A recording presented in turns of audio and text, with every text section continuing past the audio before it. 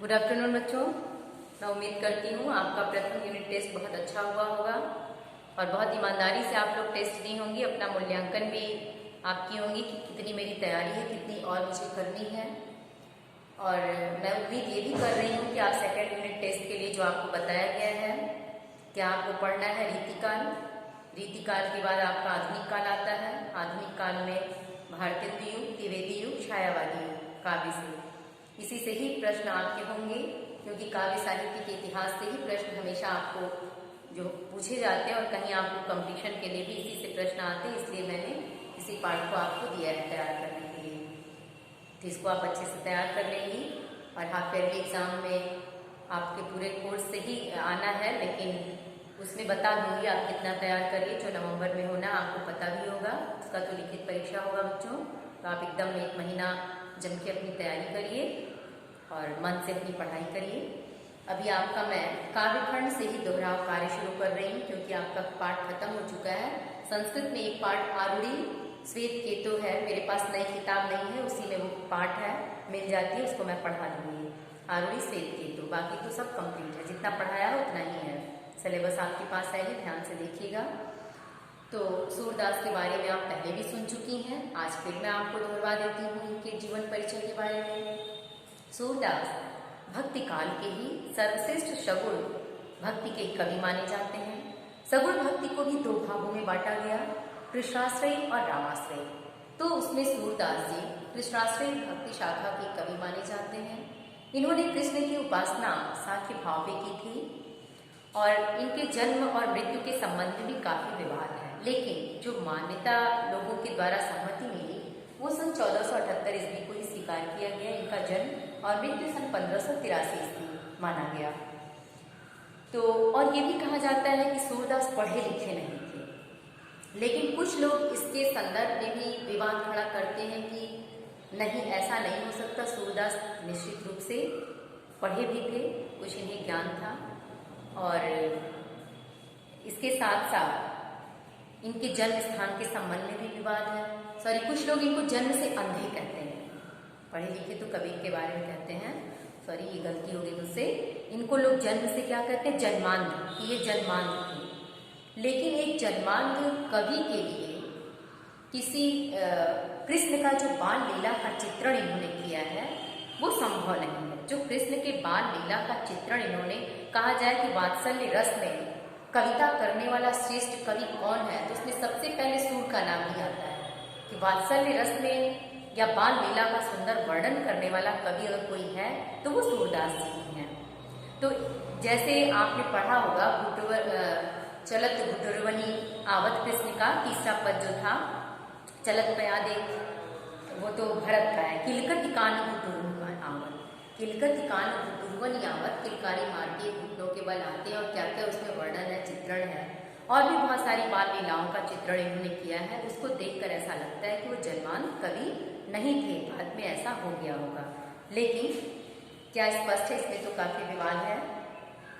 इनके गुरु का नाम क्या था, ये वल्लभाचार्य के शिष्य थे, और ये भी कहा जाता है कि इन्होंने अष्टछाप की कवियों की स्थापना की थी।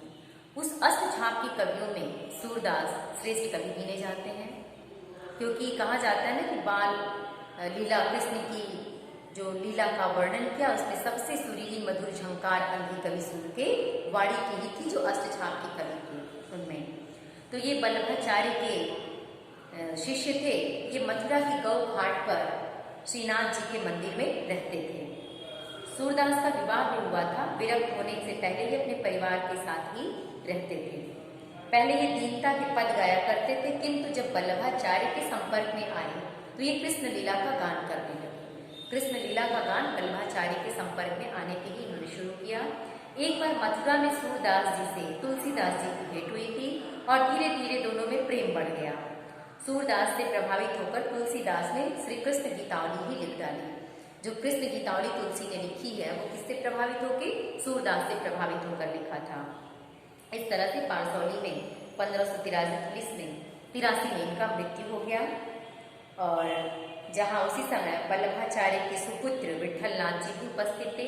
अंतिम समय इन्होंने गुरु वंदना में यही पद गाया था, भरोसो दृढ़ इन चरणन केरो। श्री पल्लव नख छंद छटा बिनु सब जग बाँझ अंधेरो। अब इनके द्वारा जो संपादित महत्वपूर्ण ग्रंथ हैं सूरसागर, सूरसरावली और साहित्य लहरी, जिसमें सूरसागर श्रेष्ठ महाकाव्य गिना जाता है, जो एकमात्र प्रमाणिक रचना है जिसमें 1.25 लाख पद हैं।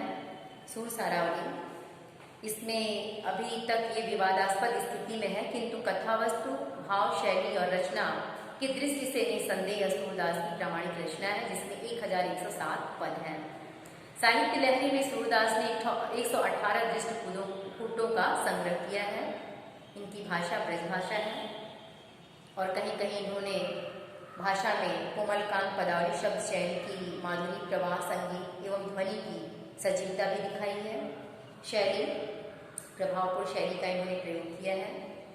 इस तरह से हिंदी साहित्य में ये प्रतिभा संपन्न कवि के रूप में जाने जाते हैं। तो मुझे लगता है जीवनी तो आपको याद हो ही गई होगी। जैसे आप फिल्म की स्टोरी देखती हैं, सुनती हैं किसी से कहानी, तो तुरंत आपको याद हो जाता है। तो मुझे लगता है आपको सूरदास की कहानी सुनते सुनते इनकी जीवनी तो याद हो ही गई होगी बच्चों। तो 5 नंबर का प्रश्न आपका ऐसे ही तैयार हो गया है। अब चलिए हम लोग पद को एक बार दोहरा लेते हैं। पूरा सूरदास का पद एक बार हम लोग अच्छे से फिर से दोहरा लेंगे। सबसे पहले पहला पद आज दोहराएंगे, चरण कमल बंद हरि रानी। इसमें देखिए सगुण भक्ति की आराधना करते हुए, सगुण भक्ति पर बल देते हुए इस पद को प्रस्तुत किया गया है। चरण कमल बंद हरि रानी। चरण कमल में कौन सा अलंकार है? रूपक अलंकार है, क्योंकि यहाँ उपमेय में उपमान का भेद रहित आरोप किया गया है। तो यहाँ ध्यान दीजिएगा, चरण कमल बंद हरि राई, उपमेय में उपमान का भेद रहित आरोप होने से इस लाइन में रूपक अलंकार है। तो यहाँ सगुण भक्ति की उपासना पर बल देते हुए सूरदास जी कहते हैं कि चरण कमल बंद हरि राई, मैं अपने प्रभु कृष्ण के कमल रूपी चरणों की वंदना करता हूँ। क्यों? आगे है, जाकी कृपा पंगु गिरि लंघ है, अंधे को सब कुछ दर्शाए। जाकी कृपा, जिसकी कृपा से, जाकी कृपा पंगु गिरि लंघ, पंगु माने लंगड़ा, गिरि माने पहाड़, लंघ माने लांघ जाना। जिसकी कृपा से लंगड़ा पहाड़ को लांघ जाता है, अंधे को सब कुछ दर्शाई और अंधा सब कुछ देखने में सफल हो जाता है। बहिरो सुने ढूप नुपुरी बोले, बहरा सुनने लगता है, गूंगा पुनः बोलने लगता है। रंग चले से छत्र धराई, रंग माने दरिद्र व्यक्ति अपने सिर पर राजसी छत्र धारण करके चलने लगता है। कब? जब ईश्वर की कृपा होती है। इसीलिए मैं कमल चरण बंद हरि राई, मैं कमल रूपी चरणों की वंदना बार बार करना चाहता हूँ।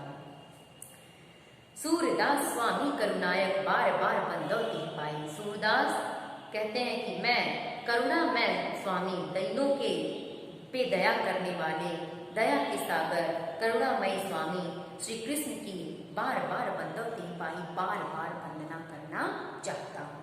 तो यहाँ भक्ति रस, शांत रस दोनों है। गे पद है, गे पद है। अलंकार आपको स्पष्ट है, रूपक अलंकार, अनुप्रास अलंकार। अगर आपको साहित्यिक संग्रह लिखना है तो ब्रज भाषा, भाषा क्या होगी बच्चों? ब्रज भाषा। अलंकार में अनुप्रास है ही, क्योंकि बार बार में पुनरुक्ति प्रकाश हो गया आपका, क्योंकि बार बार शब्द 2 बार आया है, दोनों का अर्थ एक ही है, तो यहाँ पुनरुक्ति प्रकाश दी है। चरण कमल में आपका रूपक अलंकार है। और अनुप्रास इसलिए मैं कह रही हूँ कि अनुप्रास के 5 भेद होते हैं, अंत्या, वृत्या, श्रुत्या, लाटा। वो अभी आपको 11 में पढ़ाया जाएगा। तो हर कविता में कहीं न कहीं उसकी छटा आ जाती है। छंद में आपका गे पद है, भाषा आपका ब्रज है। आपका ये छंद रस कौन सा है? भक्ति रस है, शांत रस भी कह सकती हैं, प्रसाद गुण है आपका। मुझे लगता है आप समझ गई होंगी। शब्द शक्ति इसमें अभिधा है, क्योंकि सीधे सीधे अर्थ आपका स्पष्ट हो गया है। अभिधा शब्द शक्ति है। तो मुझे लगता है बच्चों आप इस पद की व्याख्या भली भांति समझ गई होंगी। और अगला मैं आपको दूसरा और तीसरा पद कल रिविजन करवाऊंगी। आप तैयार रहिएगा, तैयारी करते रहिए। Thank you.